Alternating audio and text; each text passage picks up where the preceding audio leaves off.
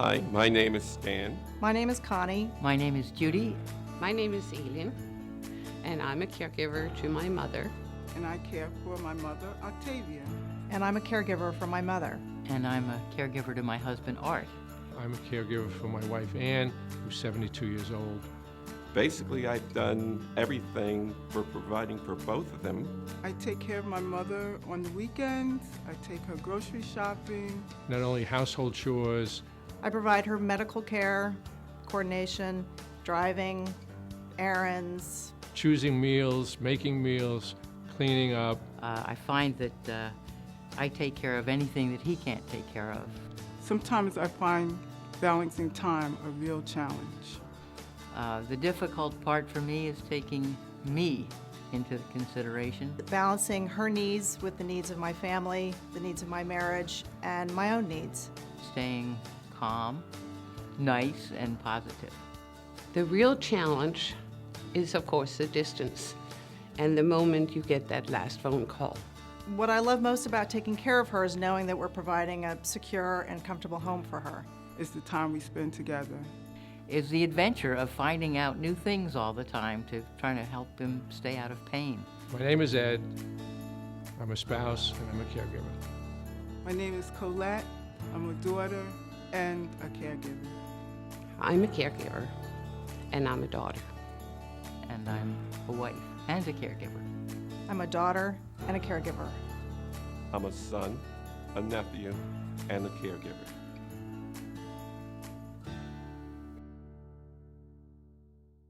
Hi, my name is Deborah Day, and I help manage United Way Caregivers Coalition. While caring for a loved one has its special rewards, it's a very challenging job. It can be stressful, overwhelming, and sometimes lonely. Each caregiving situation is unique, but all caregivers share the need for information and support. And that's where the Caregivers Coalition comes in. We help caregivers receive the support they need to take care of their loved ones and to take care of themselves. Caregivers who lead healthy, productive lives will be better caregivers. The most important thing to remember is that as a caregiver, you're not alone.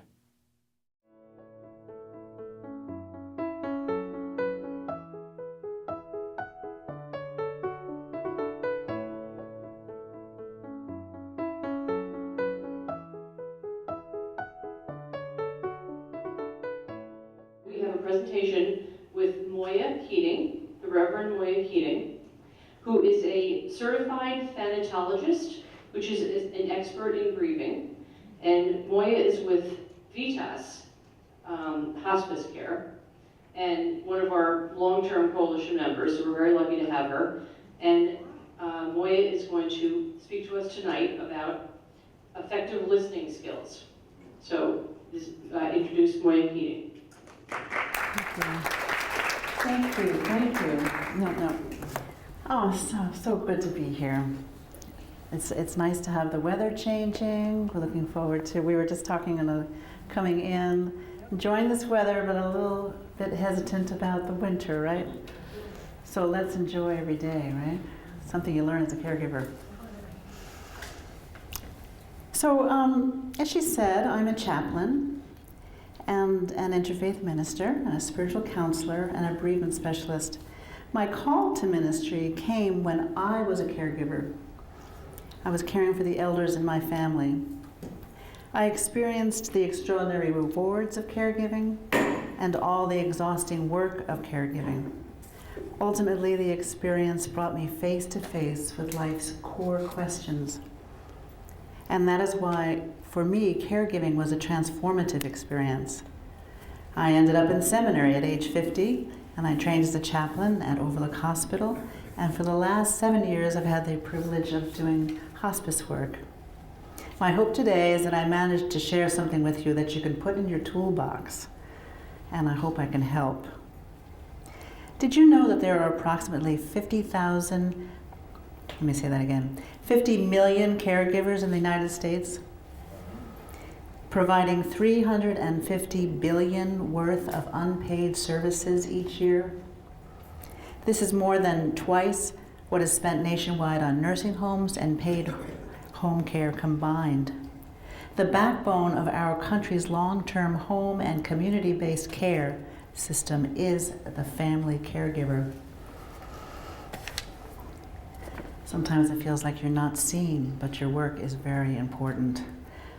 Not surprisingly, a substantial body of research shows that family caregivers are at an increased risk for health, emotional, financial, and work-related problems. So first I'd like to say, I see you. I honor you. And I recognize the work you do every day. And I say thank you. Our topic is listening as a way to improve caregiver relationships. So why a chaplain to talk about listening? A chaplain is a professional listener. Sounds simple, right?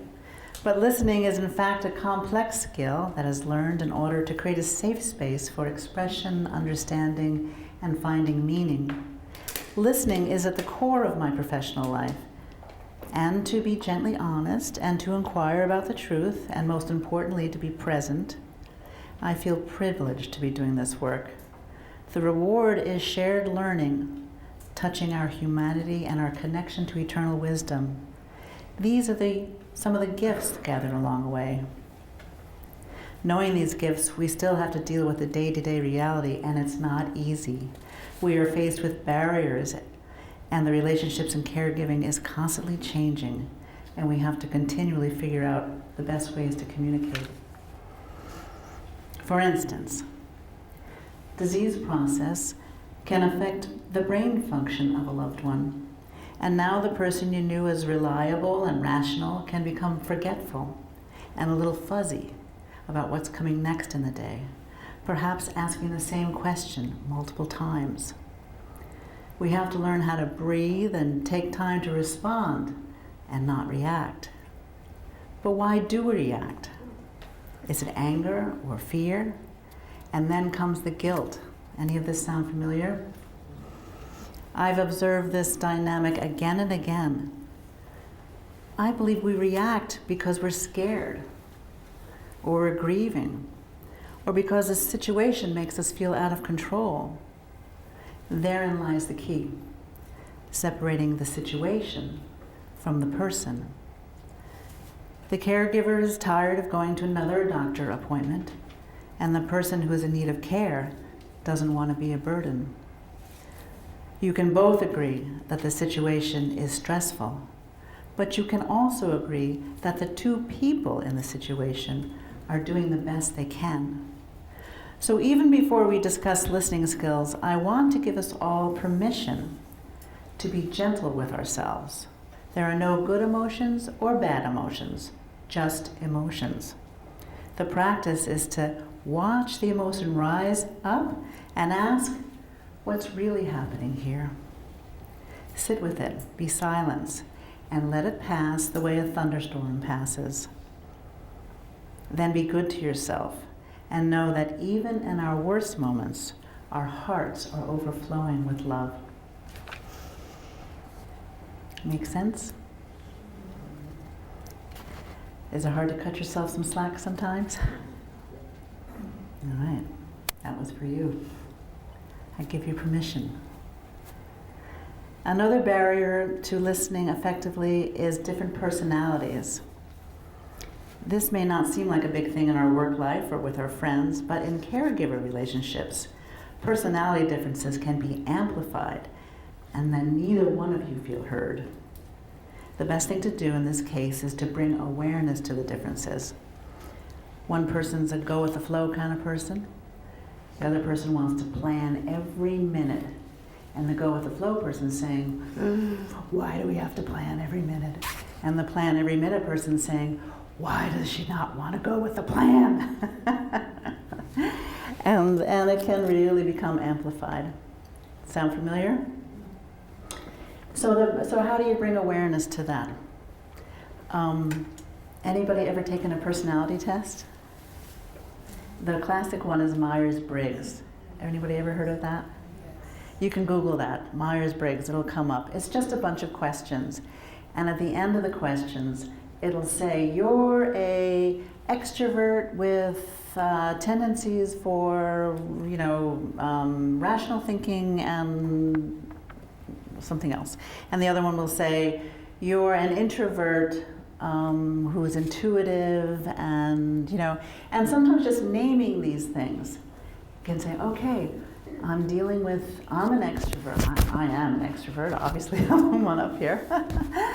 And introvert. Sometimes I have a daughter that's an introvert, and sometimes I just don't get her, because she's like, well, Mom, why would I ever want to get up in front of anybody? And I'm like, oh, right, she's very different than me.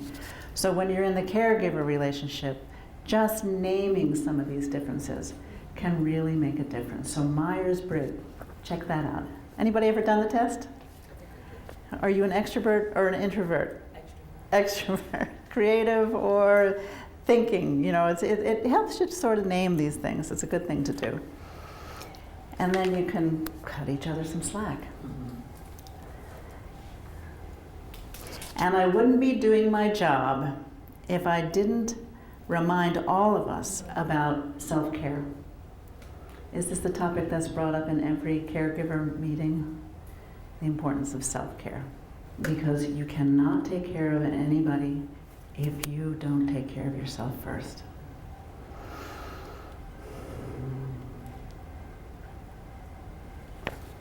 Are you listening to me?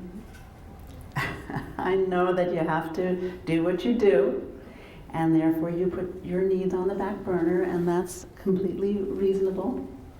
But you do have to, every once in a while, go to that doctor's appointment and do the things that you need to do for yourself. So, so what are some of those things? So often, the thing to do to take care of yourself is something very small, even though it seems astronomical. So one could be go for a walk. You think you could go for a walk? No.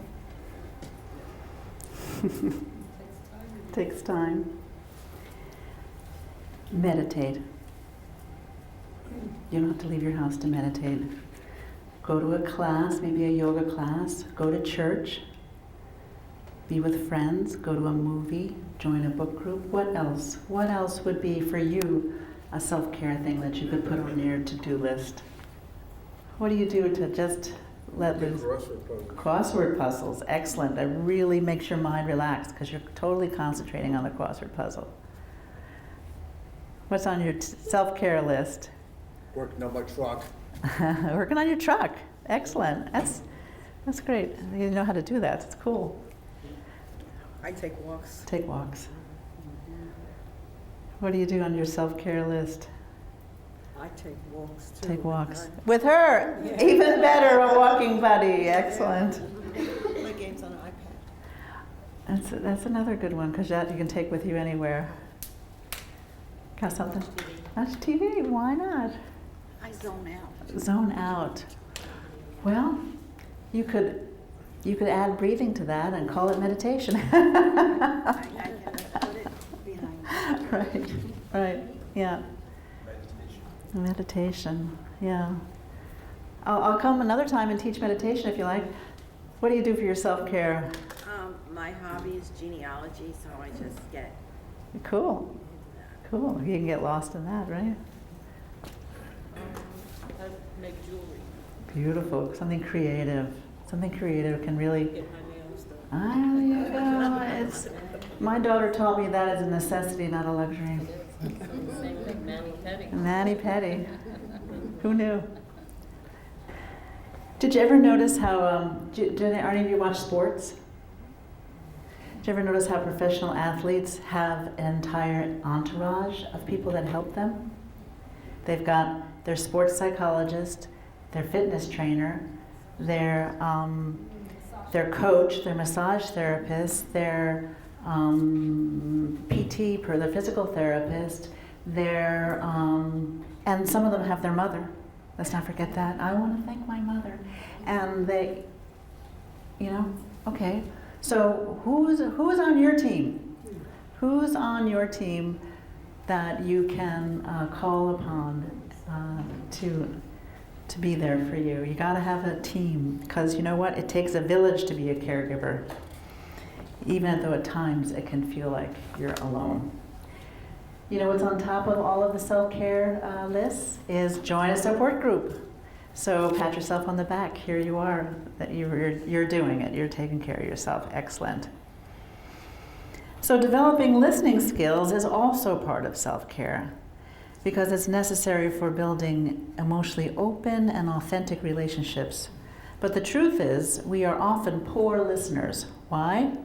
Because when we're in a conversation, we pay attention long enough to begin to think about our response, often talking right over each other. So the first skill to practice is to be quiet and listen, even with some silence. I know silence can be very uncomfortable. And when you're quiet, then you can compose your answer. We all deserve to be listened to.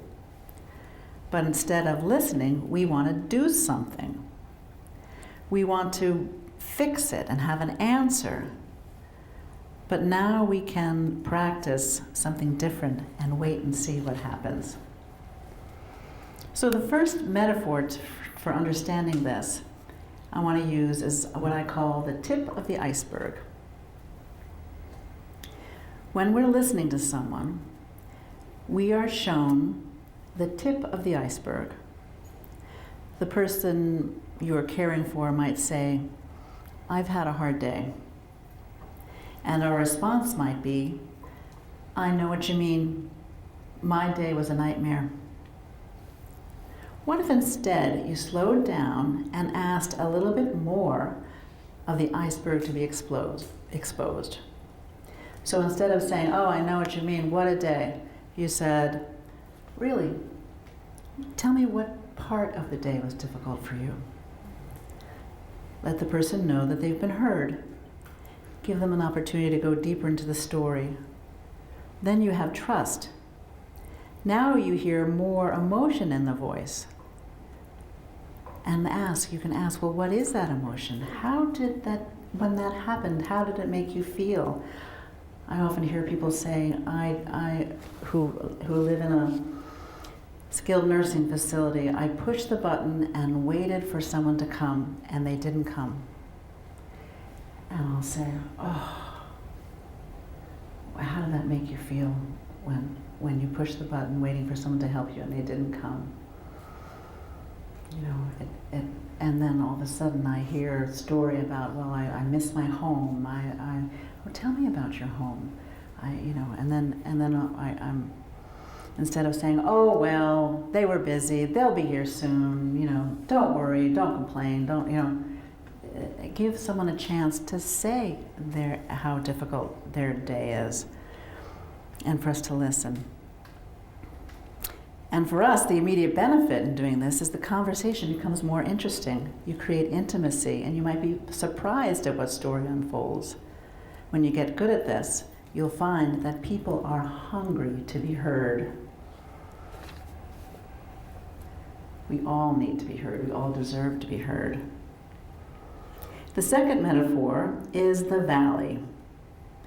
When someone starts talking and they say they are sad, the message that goes off on our heads in big letters on my paper, fix it right now. How do I cheer them up? This is natural. We want to cheer someone up when they say they feel sad. But the minute you do that, you've stopped being attentive. Rather than fixing, this is the time to be quiet. Are we willing to sit with someone and witness them in the valley? Let them know that they are not alone, because we are in the valley with them. Believe me, this can help bring someone out of that feeling of sadness more than telling a joke or telling them not to feel that way. I know we really want to use positive thinking as a tool, and it's a wonderful tool. We want to stay positive. But it's not helpful if it's the only way that you can feel, and it prevents someone from speaking their truth. Did you ever spend a day listening to blues music? Really get down in there and listen to some. My favorite is Joni Mitchell. What's your favorite blues music? Blues guitar or blues singer, you just turn on that blues music and it's just so bluesy, but it feels good. Or how about watching a chick flick and just getting into that cry moment, right? And surprisingly, allowing ourselves to go there can help discover our resiliency. Does that make sense? That rather than running away from that feeling of sadness, you allow yourself to feel it. And then remember that you can lift yourself back up. And you don't have to ignore someone when they say, in a sense, ignore someone when they tell you they're feeling sad. So these are some of the tools for some of the things about listening. You can ask a question. Someone says something, you can ask a question and see if you can go one step further and then be curious and ask, well, what else happened? What else happened? What else, well, what were you feeling? And see if you can expose some of that iceberg, the things under the surface.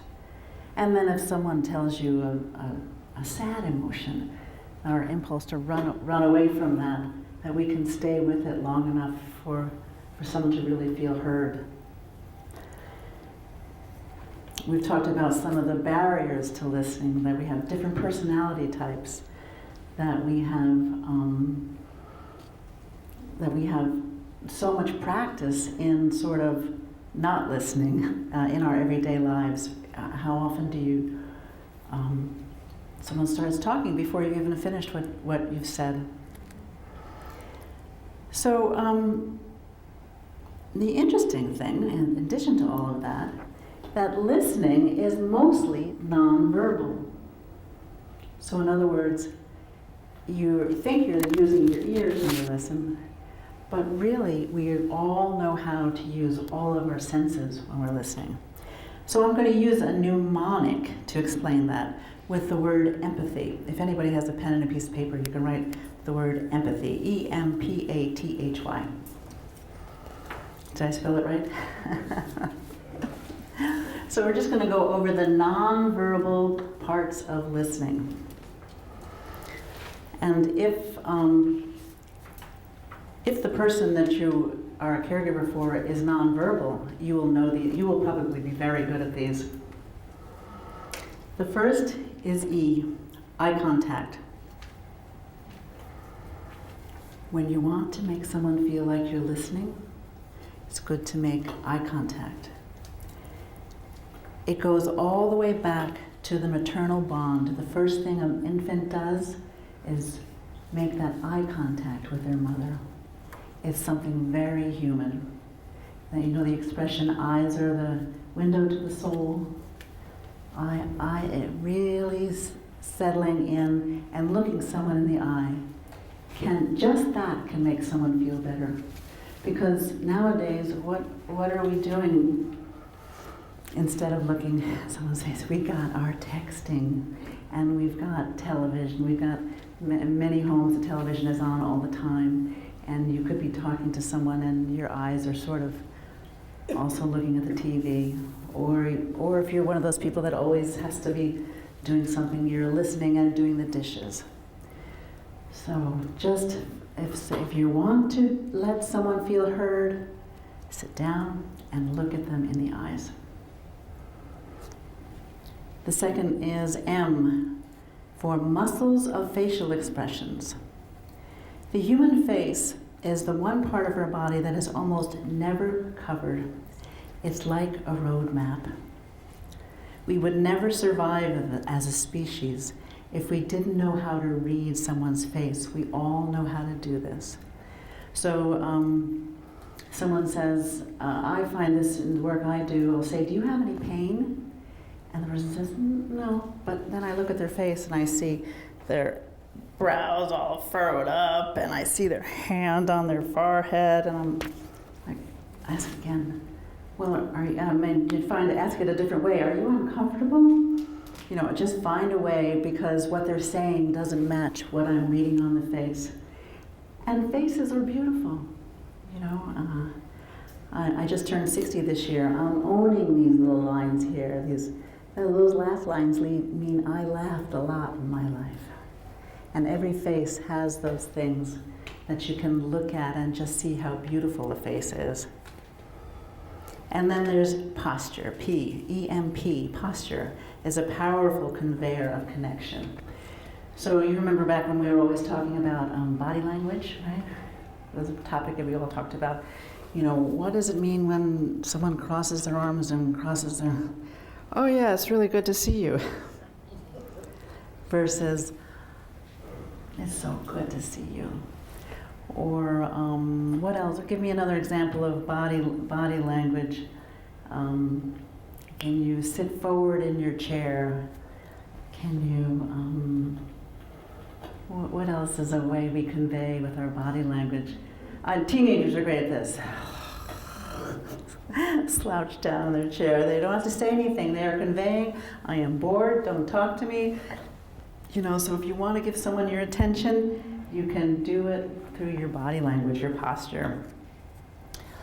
So what letter are we up to? A, affect. Affect is a scientific term, and it means expressed emotions. So it's not just the words we say, but the entire picture, the energy someone's giving off. So have you guys been watching the political debates? One of the things that the commentators have been talking about is the affect of some of the people on the stage. And I heard, without getting into politics, I heard a commentator say that one of the people at the debate looked like he had just woken up from a nap and forgot to put his glasses on. That's affect. You just see the picture is of somebody with low energy, and it seems sort of not connected. And so when we're listening, we want to look at the whole picture.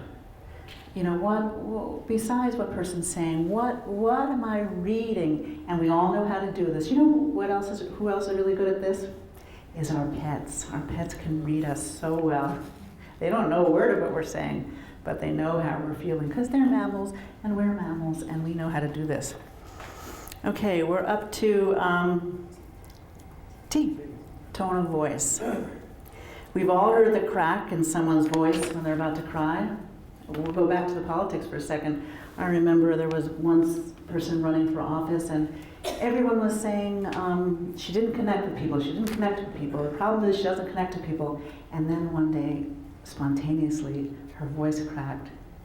And her numbers in the poll completely changed because people said, oh, you know, I connected with that.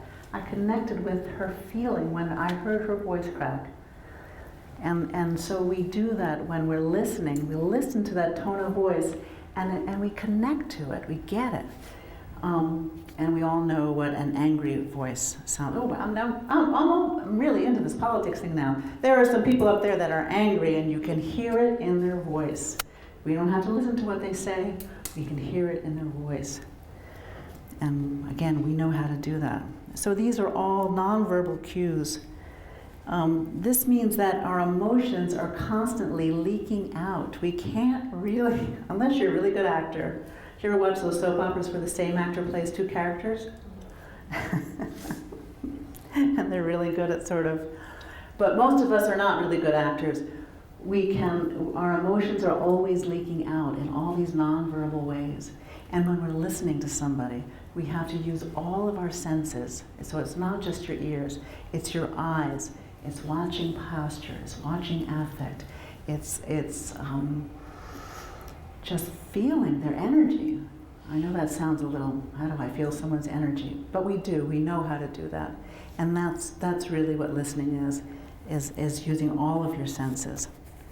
Okay, we're up to H, hearing the whole person.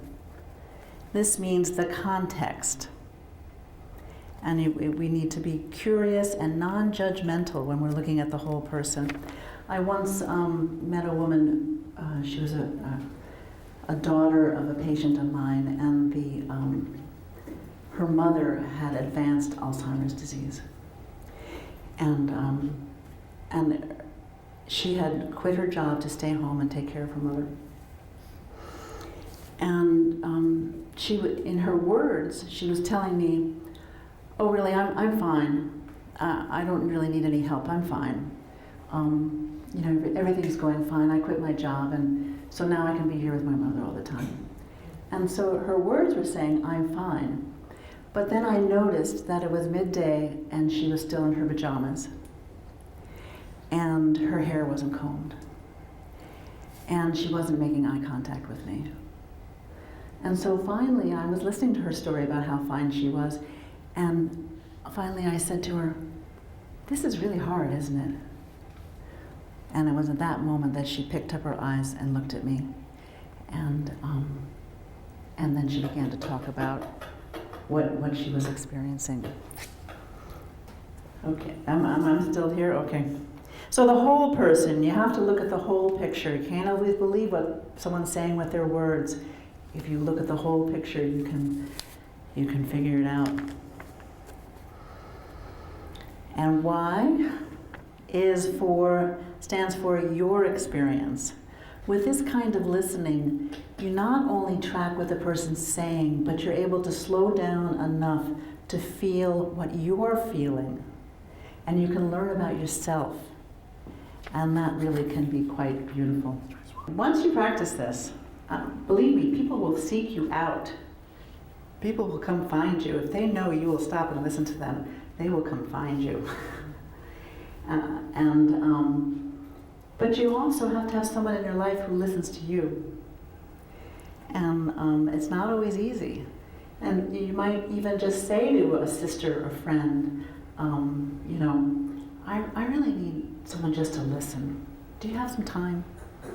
And I know that you love me dearly, and I know you want to give me advice, but really what I just want to do is talk. And would you do that for me? I know it took years for me to train I'm on videotape, to train my husband to do that. But, because men tend to be fixers, they like to fix. And I always was just craving listening. He's really good at it now. Yes, because it feels like the energy is going out one way. And your heart is so open. And everything you do is exhausting. It's physical, it's mental, it's emotional, and it's very hard. That's really true. And that's why the self-care piece is so important. I love mani-pedis, but it's even more than that. It's how do you fill yourself back up when you've been drained? And I don't know how to answer that for you. But it's a good question to ask. What in my life fills me back up? Okay, write that down. What in my life fills me back up? You guys, I know each one of you have a story to tell, and you've discovered a key to what's important in life. I know each one of you have, through the experience of caregiving. It's quite, it's like a secret. That what you're doing is so meaningful. All right, here are my closing words. Every spiritual tradition has listening and contemplation at its heart. To listen consciously is to live fully. To listen consciously is to live fully. The Dalai Lama said, "Love and compassion are necessities, not luxury. Without them, humanity will not survive." Could it be that empathy, compassion, and listening not only make it possible for us to survive, but emotionally and spiritually thrive, deepening relationships with friends we hold dear, with family, with those who we care for, as well as the people who care for us? For this is what I learned when I was a caregiver. I thought I was taking care of someone, and with time I learned they were taking care of me. Amen. Thank you, everybody.